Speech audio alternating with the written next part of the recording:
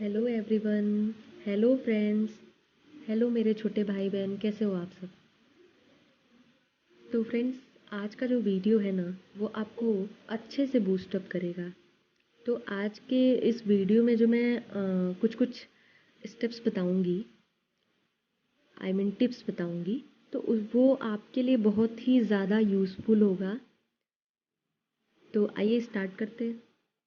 सबसे पहले तो आप लोग घबराना एकदम छोड़ दीजिए कि मेरा एग्ज़ाम में क्या होगा, इतने बड़े लेवल पे एग्ज़ाम है, ऐसे है वैसे है, तमाम तरह की चीज़ें जो भी आप सोचते हैं उसको तो आप बिल्कुल मत सोचिए, पहली चीज़। दूसरी चीज़ ये है बच्चों कि देखिए, कोई भी एग्ज़ाम इसलिए मत उसकी प्रिपरेशन करिए किसी भी एग्ज़ाम की कि आपको सिर्फ पास होना है। नहीं, आपको सिर्फ पास नहीं होना है, आपको अच्छा रिजल्ट भी लेके आना है। इसलिए आपको ये नहीं सोचना है कि नहीं, मैं बस सिर्फ पास हो जाऊं या मतलब बस पासिंग मार्क्स मेरा आ जाए, ऐसा नहीं।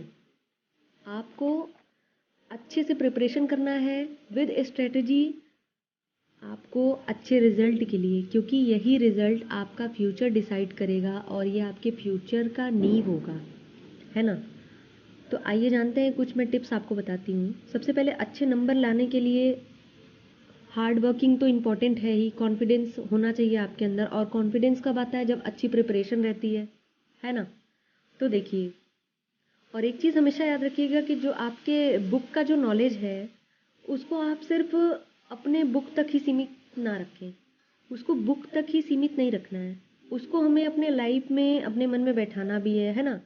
तो देखिए, जो भी जब भी एग्ज़ाम होता है, ठीक है ना, तो जो प्रश्नों के उत्तर होते हैं उसको लिखने का तरीका जो होता है ना, कोई भी क्वेश्चन है उसका आप आंसर दे रहे हो, उसको लिखने का तरीका इतना अट्रैक्टिव करिए ना कि एग्जामिनर कोई भी हो भाई साहब देखे और बोले कि वाह, क्या हैंड राइटिंग है। तो फर्स्ट तो आपको ये करना है ना। सेकंड आपका ये होना चाहिए कि कोई भी चीज़ अगर आप लिख रहे हैं वो तो अच्छा होना ही चाहिए। सेकंड ये होना चाहिए कि मैथ हो या फिजिक्स हो, इसके जो आंसर है वो आपको स्टेप बाय स्टेप राइट करना है। ये आप ज़रूर याद रखिएगा, है ना। तो कोई भी क्वेश्चन है उसको भी सॉल्व कर रहे हैं आप, क्योंकि फिजिक्स में भी क्वेश्चन होते हैं और मैथ्स में भी होते हैं, तो इन सब के लिए आपको स्टेप बाय स्टेप इसका सॉल्यूशन देना है। दूसरी चीज़, जहाँ तक हो सके आपसे जो शॉर्ट आंसर टाइप क्वेश्चंस हैं उनका आंसर शॉर्ट आंसर, मतलब उसका आंसर शॉर्ट ही होना चाहिए, आपको उसका लॉन्ग आंसर नहीं लिखना है, क्योंकि आपका वेस्ट ऑफ टाइम होगा, है ना, और उसमें मार्क्स आपको मिलेंगे नहीं।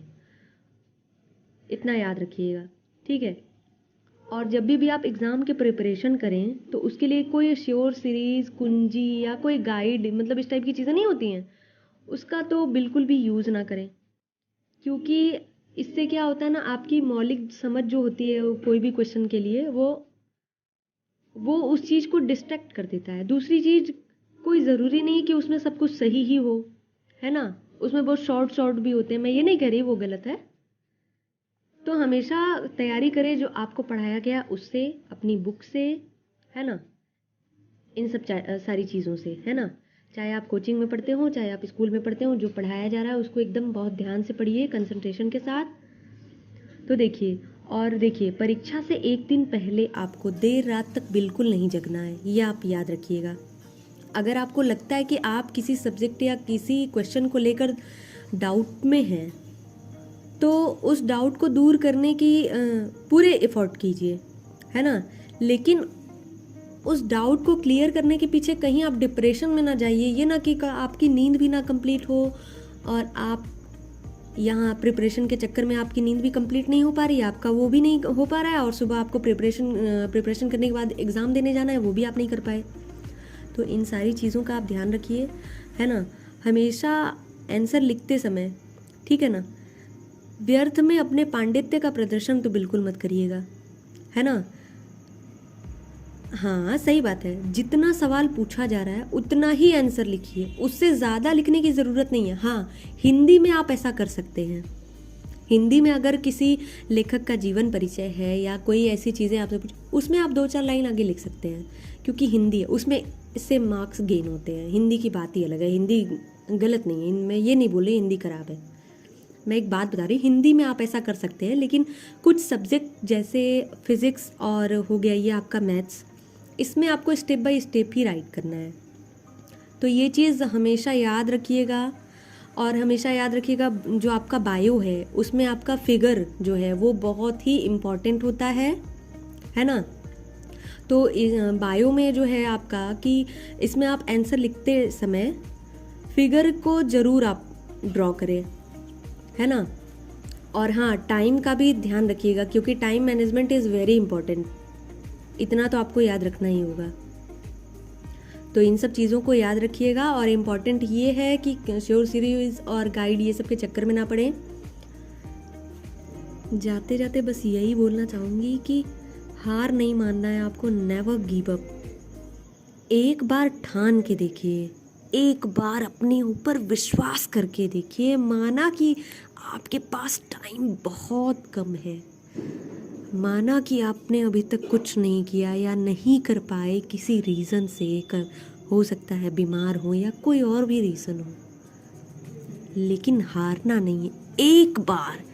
एक बार बस ठान के देखिए कि आपको टॉप करना है, आपको फ्यूचर अपना बेटर बनाना है, एकदम मस्त बनाना है। आप कर सकते हैं, आप कर सकते हैं। आपके पास अभी आज का दिन है, you can do it, never give up. इसीलिए 2 लाइन आपके लिए पेश करना चाहूँगी कि आपको हार नहीं मानना है।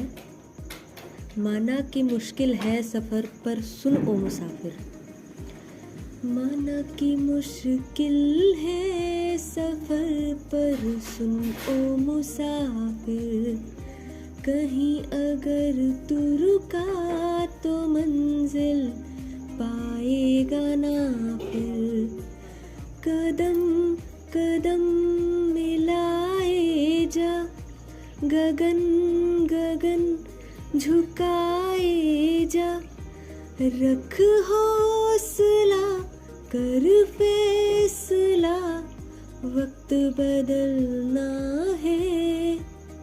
जी हाँ, आपको वक्त बदलना है। हौसला रखिए और फैसला कीजिए। हम मानते हैं कि मुश्किल है थोड़ा सफ़र, पर नामुमकिन नहीं है कुछ भी, आप कर सकते हैं। Best of luck.